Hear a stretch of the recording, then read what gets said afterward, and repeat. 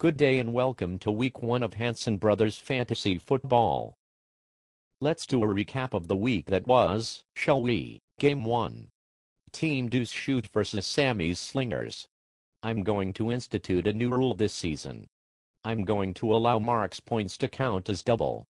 I think it is only fair. That way this week he would only have lost by 5 points, instead of 70. But at least we know it is only week 1, so Mark has plenty of time to make up for the loss. Oh, wait, Ryan Grant is out for the year. Well, no worries, he's number 1 on the waiver wire, so I'm sure he'll pick up Brandon Jackson to replace him. Oh, wait, the last computer he owned was a Commodore VIC-20. He doesn't do waiver transactions. That would show actual interest. Good thing he's rich, because Sam's college is not going to be paid from fantasy football earnings. Wait, I need to hurl. Dude, you're screwed. Nice win, Boostaz. One question. Can anyone stop the schlong? Miles Austin and Forte. Nice work. I said last week Oscar had problems at flex, and he laughed it off. He was right, I was wrong. Chester Taylor got him 10 points. The problem is Chester almost scored more than all 3 of his wide receivers combined. Yikes. Chris and his schlong will be tough to beat this year. Miami Goodfellas vs Blue Star 3. A battle of dull and duller.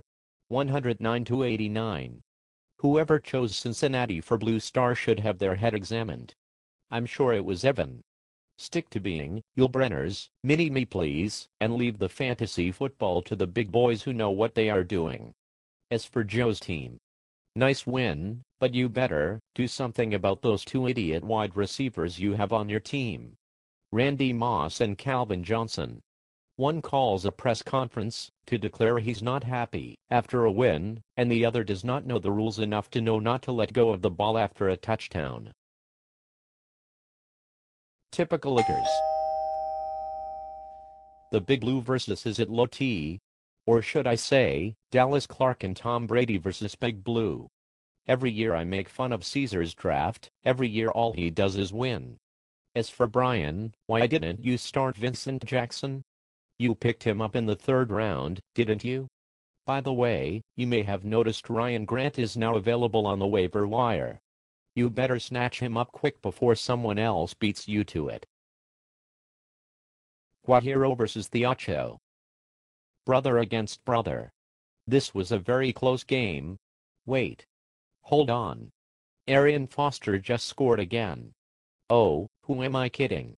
This was an old-fashioned ass-kicking. I have not seen a brother beatdown like this one since the day years ago when I lost Oscar's glove in Little League. He kicked my ass real good that day, boy. And no, I hold no resentment towards him at all because of it. None at all. 0. I'm fine with it. Really. No resentment at all. I don't secretly hate him, not at all. Those drop shots I hit to that double hip replace son of a bitch when we play tennis have nothing to do with my childhood resentment. None at all. And now for the game of the week. A matchup of my pick for best team after draft against Mr. Mediocre. Wow, check out Gonna Stealer it. Looks like even a fucking squirrel finds a nut every once in a while. Great team. 153 points. Great win. As for the running Raiders, Kevin Kolb's concussion will have repercussions you may not be able to recover from. This will affect your quarterback as well as your receiver Deshaun Jackson. I'm proud to say I personally scored as many points this week as Mike Sims Walker, and I did not even play. Though, as I'm sure Oscar and Uli will remember, back in the day, I ran a mean square out. If you think Vic will be your solution, then you better rewind this clip and watch my comments again about Joe's wide receivers. The same applies for him. Vic should stick to dog fighting. Well, that's all for week 1. Good luck to all, and see you next time.